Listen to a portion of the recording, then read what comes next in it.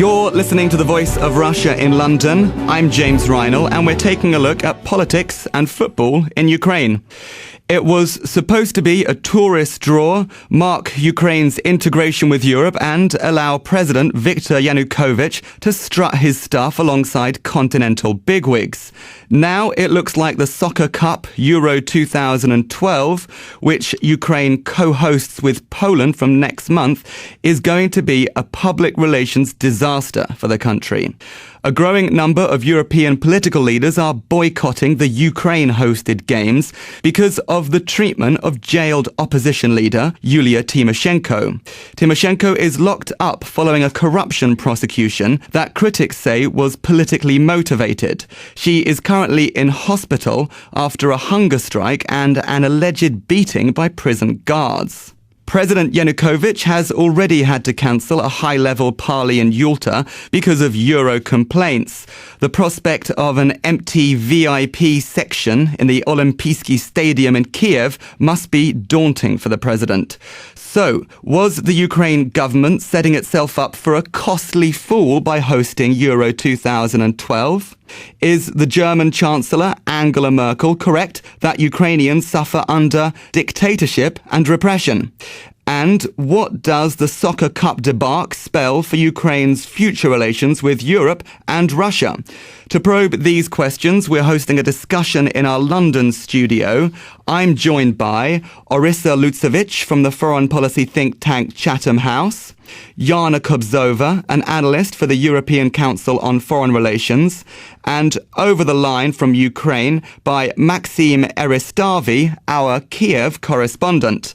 Okay, to get the ball rolling, I'd like to get a single-sentence answer from each of you to the following question. First of all, to you, Jana, should European political leaders boycott the Football Cup? I think they should. If they want to see progress towards democracy in Ukraine, that's the only thing they should be doing. Okay, and Orysia? Well, I think they should if they don't want to show Europeans that first they were putting pressure on President Yanukovych and then they are celebrating drinking champagne together. This will not be consistent. And Maxim? No, I think it shouldn't be any boycott because of Tymoshenko's case, because its international perception often has black and white gradients. Maybe I'll let you carry on there, Maxim, because that's an interesting point. Why is it not so black and white? Let's face the fact of European and American media, also politicians, are playing their part in this scandal. They're not observing or consulting anymore. They're active players. And pretty often it's just selective picking of the facts and generalizing and a lot of bias from their side. I can understand why global, particularly North Atlantic media are doing this. You need to keep audience interesting and can't lose it because of too much details. The politicians are doing it for the same reason. You need to keep focused to your constituency. So in the end, we have the story of pro-democracy leader Tymoshenko unlawfully jailed by brutal authoritarian regime of Yanukovych. And even if it's not near the truth, it's pretty popular and widespread outside of Ukraine. I mean, when I'm telling the story of American election or European debt crisis for Ukrainian audience, I rather will be generalizing also. But here we are crossing dangerous lines between the truth and objectivity. When you say that it's not a simplistic tale of an authoritarian government imprisoning this princess in the tower, Yulia Tymoshenko, if that's not the simple truth, what is the complex truth? I'm not trying to tell you that this Tymoshenko scandal is very complex, but it's not black and white for sure. So let's begin with President Viktor Yanukovych. We can't deny that his methods often democratically challenged. He doesn't have a lot of political talent, and yes, this Tymoshenko trial is pretty selective and charges are questionable. But this is silly to paint him as authoritarian ruler, such as those, I don't know, in Belarus or Uzbekistan. Yanukovych is democratically elected leader in open election approved by international community. And Tymoshenko's trial, though selective but in line with Ukrainian law. Then, in other part, we are having European biased perception of Yulia Tymoshenko. Yes, she was the main player in pro-democracy Orange Revolution, but I'm watching her for long years, and she's always articulate pretty authoritarian ideas too. Her concept of power is based only on individual ruling. But the main thing here to understand is Ukrainian politics are pretty brutal, without rules or moral codes, and local politicians raised an atmosphere of enormous corruption and complete detachment from constituency are and will use every possible tactic to make their goal. Lies, distortion, everything. It's true for government, but it's true for opposition also. Before I turn to the other guests, I'd just like to throw one more question at you. If you say that Tymoshenko's prosecution was unfair, that it was politically motivated, and that Ukraine suffers from a lack of rule of law, why do you then conclude that it's not right for countries which have a higher standard of rule of law, such as members of the European Union, why is it not right that their political leaders make a stand and say, no, Ukraine must try and raise these standards? You know, James, because it's very selective stand. You know, I'm not very shocked by this extremely biased perception of Tymoshenko scandal. In Europe, it happens all the time with every major story breaking globally from Ukraine. What strikes me the most is how this scandal played out like political ping pong between opposition and ruling parties in Europe. They're just using it, I think, amid 2012 election fever on continent. Do you remember among first calls to boycott Yalta and Euro were those from German opposition, then from Italian and I think British also, and then those were followed by official statements. And as I said earlier, all these radical decisions, from diplomatic point of view, of course, were made on biased perception. I can't remember any investigation expeditions or public questioning from Europe. European politicians have just picked words of one side of the conflict and ready to go for full-blown conflict. But you can't play black and white international politics. It's reckless and dangerous, especially in case of huge 40 million country with complex and no-rule politics. Okay, I'm going to bring the other guests in there. Maybe turn that over to you, Jana. It's just a game of political ping-pong that European leaders are playing here. I don't think so. I think the game is slightly different, and I understand what Maxim is saying in terms of different standards applied to Ukraine, but I think EU is right to apply these higher standards for one simple reason. Ukraine, in its foreign policy, aspires to become an EU member. That's the difference that the EU has in its relationship with Ukraine, with Russia or Belarus or any other country, and that's why the EU should be applying these tougher rules, because yes, I understand politics are brutal. There is no really rule of law in Ukraine. That's precisely what EU doesn't want to have as a neighbor in a country that aspires to be an EU member. And Orysia, I think you're probably going to chime with that one? Well, I think that the politics is very much about perceptions, whether we like it or not. It's also very much about emotions. And emotions that are spreading around Europe is about corruption, is about oligarchic economy, is about a country where you have a system built around one-party dominance. It's about media censorship. It's about no rule of law. So based on this background, of course, you see very emotional take on of some of the European politicians on this Tymoshenko case. And as you mentioned, Maxim, and also in your introduction, it was a selective prosecution. Of course, the Prosecutor General says that some other members of the Party of Regions are also prosecuted for corruption, but at the very minor cases, we don't see big cases against corrupt officials, ministers in Ukraine taking place by Ukrainian legal system. So I think that what we face is that elite in Ukraine for whom the values of rule of law and democracy are rather alien, and they demonstrate it not just by their words, but also by their deeds in Ukraine. Maxim, I'll let you pick up on any of those points. Very good points about selective law and case of Tymoshenko, but let me be here clear. I'm not against persecution of Ukrainian leaders for anti-democratic tactics. The thing that frustrates me the most that this selective or emotional reaction on Ukrainian news, it happens all the time from a side of European politicians. And it's pretty frustrating to watch, especially from inside of Ukraine, because it does more damage than good. Look for all those Ukrainians turned out anti-European after boycott scandal. For a country, Euro championship, it's a question of national pride and sport, not Tymoshenko or human rights. And it's dangerous ball to play, I think. Maxim, I actually agree with your point that the game that the EU is playing now doesn't really have the best resonance among Ukrainian public, and I totally understand that. But I think at the same time we have to see the other side of the story, which is the Europeans' frustration with what is happening in Ukraine. And as you rightly said, Yanukovych was elected democratically in 2010, and the EU has from the very beginning tried to work with this president. It was him and under his watch that the EU and Ukraine have concluded the association agreement negotiations. So there was a lot of optimism about Yanukovych when he came to power. There was lots of willingness to work with him.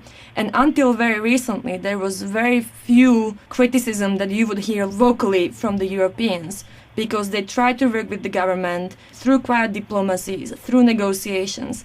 And I think the fact that the Europeans are now openly talking about boycott is also a signal of frustration the EU has with Ukraine, which, as I understand, some of the Ukrainians might have with the EU, and that's understandable. But just to illustrate the point, that's why once the quiet diplomacy failed, why the talks that were happening with Yanukovych and his government failed, that's when the EU decided to go open. But that wasn't the case from the very beginning. I mean, EU has tried to work with Yanukovych on a very constructive base on a number of issues.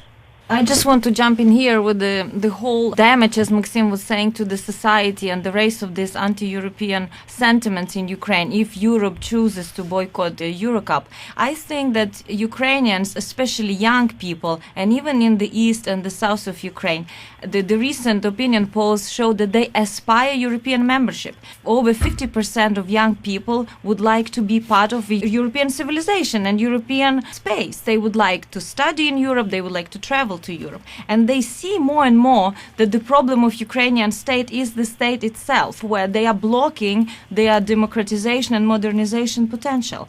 I think that what we see now in the civil society, we have the movement We Europeans, we have people that are trying to raise the flag and say, we want Ukraine to be in Europe. And because now we have a global and transparent society with all these networks, the news about this movement should also spread out. And I think it's important to show that there is a part of the society that is modern, that is pro-European, and that sees its future in Europe. This is the Voice of Russia.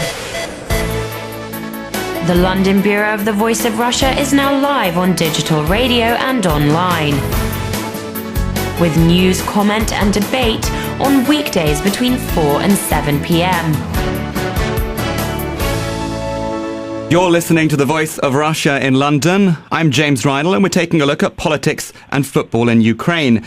I'm joined by Orysia Lutsevych from the foreign policy think tank Chatham House, Jana Kobzova, an analyst for the European Council on Foreign Relations, and over the line from Ukraine by Maxim Eristavi, our Kiev-based correspondent. And I'd like to turn that one back to you, Maxim, because those were some interesting points raised by Orysia there. But you are actually in Ukraine yourself, and she was describing an aspiration among Ukrainian people for membership of the Eurozone or some kind of closer ties. They see themselves as European. Maybe you can give us your analysis of how the population there feels about this boycott of the games that they were hosting, which is obviously going to be a source of national pride. Are they torn? Yes, of course, and I can say it's not torn, but it's pretty major thought here among population that political boycott of Euro Championship and with it Yalta Summit, it's a question of political fight inside of Europe and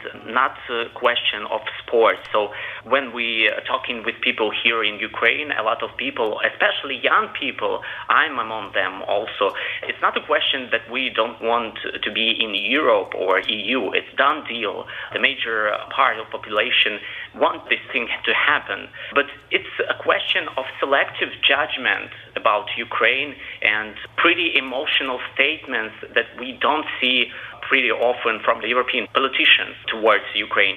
So I think this emotional wave of accusations towards Ukrainian political elite, I think pushing back this elite to authoritarian rule.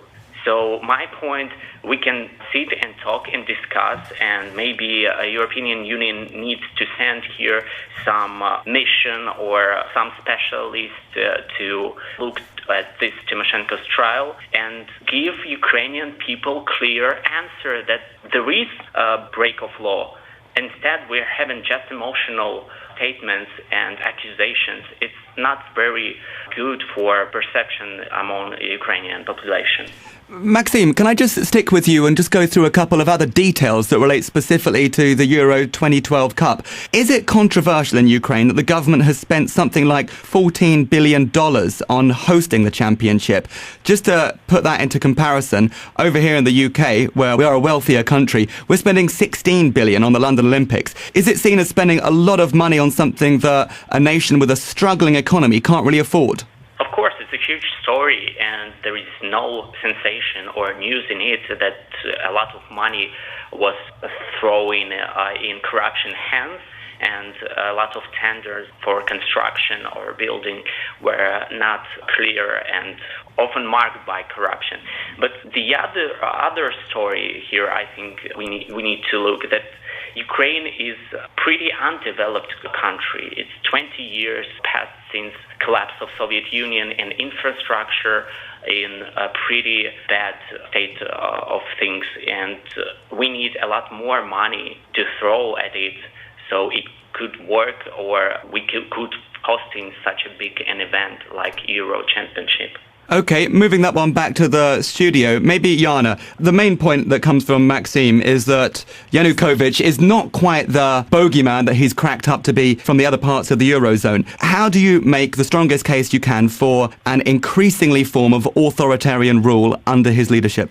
The EU is coming to a conclusion that Yanukovych's style of government has increasingly become a problem for the European aspirations of Ukraine. No, they were really willing to engage with him before. But what is going on, it's not only Tymoshenko, really. Tymoshenko is a tip of an iceberg. It's a symbol of all the things that have been happening in Ukraine for past 2 years, starting with the concentration of powers in presidential hands, continuing with selective crackdown on some of the medias or closure of the medias, and so on. And she has become, perhaps unintentionally, symbolize all the wrongdoings during Yanukovych's government. And that's the problem. What the EU is trying to do with the boycott is to show that this way of government, the way that Yanukovych leads his country, is a problem for Ukraine's European aspirations. Can you add anything to that? I just want to pick up on one phrase that Maxim said, that Europe, by taking this one-sided position, is pushing Yanukovych into authoritarian corner. I don't think it's true. We keep hearing this about also that the West pushed Russia into this kind of path. And I want to make very clear that when Yanukovych came to power, I think his motivation, partly and specifically on the Tymoshenko case, was pure revenge. We should not forget that Ukraine faced 2004 Orange Revolution, where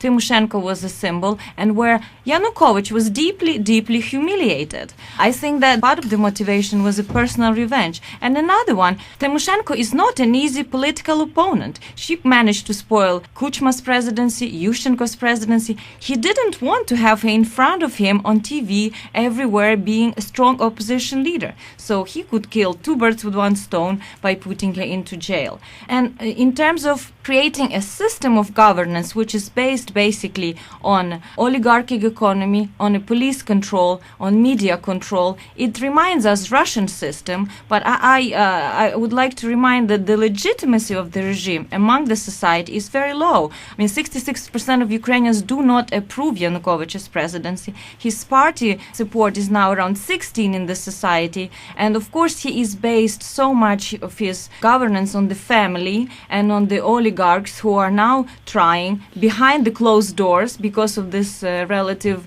isolation of Ukraine in the international arena, to privatize the economy. Ukraine is a super rich country. Of course, it's under-modernized and underdeveloped, but it has rich resources. I mean, gas supply, it has the ports, it has telecommunication, it has a great transit capacity, which is still underutilized. And having the country closed versus integrated and open is part of the interest in this game. You're listening to The Voice of Russia in London. I'm James Reinl, and we're taking a look at politics and football in Ukraine. I'm joined by Orysia Lutsevych from the foreign policy think tank Chatham House, Jana Kobzova, an analyst for the European Council on Foreign Relations, and over the line from Ukraine by Maxim Eristavi, our Kiev-based correspondent. Maxim, maybe I can turn back to you there and get some comment back on what Orysia was saying. Basically, you accept all the criticisms of the Yanukovych government that are being raised in the studio. You're raising them yourself. Corruption, cronyism, transfer of power and assets into his own family and the people around him. So why is it that you draw such different conclusions from the guests I've got here in the studio? My statement is not pro-Tymoshenko or anti-Tymoshenko. I'm trying to look at things objectively here, but what strikes me the most is just how selective about Ukrainian position European politicians are. Orysia and Jana told us about pretty interesting numbers from Ukraine about popularity of Ukrainian rulers, particularly Yanukovych. But let me tell you another thing about Yulia Tymoshenko as a opposition leader of Ukraine, as her often portraying politicians in European Union. Actually, we can't call her opposition leader. With national ratings of 10-13%, it's a little bit bigger than Yanukovych's, but we can't call this national popularity. Even in jail, she's generating a pan-political capital, and her voters are facing away from her for more young leaders without toxic baggage such as hers. So yes, she was the main player in pro-democracy Orange Revolution, and yes, she led the first open government in Ukraine since the fall of Kuchma regime. But she's not a national leader anymore. Ukrainians are searching for new leaders without corruption baggage, without so many scandals as Tymoshenko has. So we can't talking about Tymoshenko as the only one opposition leader in Ukraine, and this frustrates me the most in outside coverage of Tymoshenko's trial in Ukraine. Jana, on Maxim's issue there, the idea that Ukrainians are looking for new leaders. And looking down the road a little, they're going to have a chance to do this because there are parliamentary elections coming up later this year. There's a big question mark over whether or not these are going to be free or fair. And maybe you can talk about what this could spell for the future of relations with the European Union, or whether or not Ukraine is going to be swinging more towards Russia. Yeah, actually, Maxim, I agree with your point about the search for new generations of leaders in Ukraine. I think that's one of the most important things that Ukraine needs now. As you said, I mean, Tymoshenko is not a new leader. She was part of the oligarchs in the 1990s. She has been present in the political life ever since then. So was Yanukovych, by the way. But I think that the problem here is that the Yanukovych government is actively trying to prevent emergence of this new, more competitive system where people from new generation would have a place and space to compete. And that's actually one of the worries for the parliamentary elections taking place in October, that there are serious doubts about how many parties are going to be allowed to run, how transparent, how fair the vote is going to be. And James, when you asked about the implications for the EU, I think that's going to be the ultimate benchmark. The relationship between EU and Ukraine now is quite frosty, but there is a lot of will in a number of member states to continue engaging with Ukraine, to sign as many agreements as possible, to bring Ukraine closer to the EU. But very few states are willing to do that at the cost of having a non-democratic country as one of their members. And that's the fear with the elections. The fear really is that these elections are not going to be fair and transparent. Orysia? Well, I think the ball, speaking of football, the ball is really in the Ukrainian civil society field. And I think the question of how tolerant will be this civil society towards increasing abuses of pluralism, which Jana mentioned. Equal level field is when you have pluralism, when you have new parties being able to function and run. And just recently, there is a new party called Democratic Alliance, which was refused registration, which was composed of totally non-corrupt, totally young generation of leaders coming mostly from NGOs and local activists. So I think that, of course, it's very important that Europe is sending strong messages, but I think this time it will be again back to Ukrainian citizens saying, are they happy with this kind of system? Are they ready to tolerate this kind of level of corruption and inefficient governance, which is holding the country captive? Or they would like to, this time perhaps, demand not just for the pure change of elite, like in 2004 on Maidan, asking for new political leaders to come to power and change the country, but they will be really asking for a liberal revolution to change the rules of this game, where people will be more empowered and where we will have more freedom of speech and more opportunities for young people to basically have their future in Ukraine. Do you think that's what's going to happen? I mean, it's obviously the positive outcome that you'd like to see, but do you think that's likely? You know, I remember 2004. I was in Ukraine at that time, in Kiev, and people were asking what is going to happen, because there was a feeling that elections will be forged, that this kind of elite is not going to give up access to all this richness. And I always think yes. I think how critical the mass of people will be. I don't know, but I think there will be thousands or perhaps millions of Ukrainians who would like to say no to manipulation and to this kind of corruption by money. Because, you know, when you see the wealth that is being exposed by all these estates that president now owns, and, you know, expensive abajurs which cost like $100,000 hanging in just 3 of them like that in the hall of his dacha in the Carpathian Mountains. This is disgusting for ordinary people who are struggling for 20 years of transition to feed their families. So there could be a combination of injustice and dignity again that may draw people to a protest. Maxim, last comments from you. Are Ukrainians going to say no to manipulation and corruption? I think we shouldn't expect a lot from parliamentary election later this year, because, you know, from things I observe here, maybe we experience time out for a generation, time out for politics in Ukraine, because we can see a lot of new leaders here, and it's not because we're experiencing a big campaign for preventing new leaders to emerge, as we heard earlier. It's just the way things are here. There is no one preventing them for emergence. But another great point, it's about corruption. Yes, it's enormous corruption here in Ukraine, and a lot of people feel frustration about this. But corruption, it's not only a deal of politicians. Corruption lays deep in the roots of Ukrainian society, where a lot of people think that it's a lot easier to pay bribe than to go through all bureaucratic corridors. So I think the main problem here with this boycott and this perception of Tymoshenko's case, and why all these meetings and negotiations with Ukraine from Europe are collapsing, is because in Europe they can't or they won't understand the complexity of situation in Ukraine, how it's complex, and how you can't trust any politician, or how corruption and oligarchism is played out here. So I think this is the main concern for us. We need to get a realistic perception of Ukraine in Europe, and we don't have it right now. That was Maxim Eristavi, the Kiev-based correspondent for The Voice of Russia, saying that Ukraine's big decision is going to come way after the Euro 2012 Cup is finished and in October's parliamentary elections. I was also joined by Jana Kobzova, an analyst for the European Council on Foreign Relations, and Orysia Lutsevych from another foreign policy think tank, Chatham House. You're listening to The Voice of Russia in London. I'm James Reinl. Stay tuned for the latest update on world news.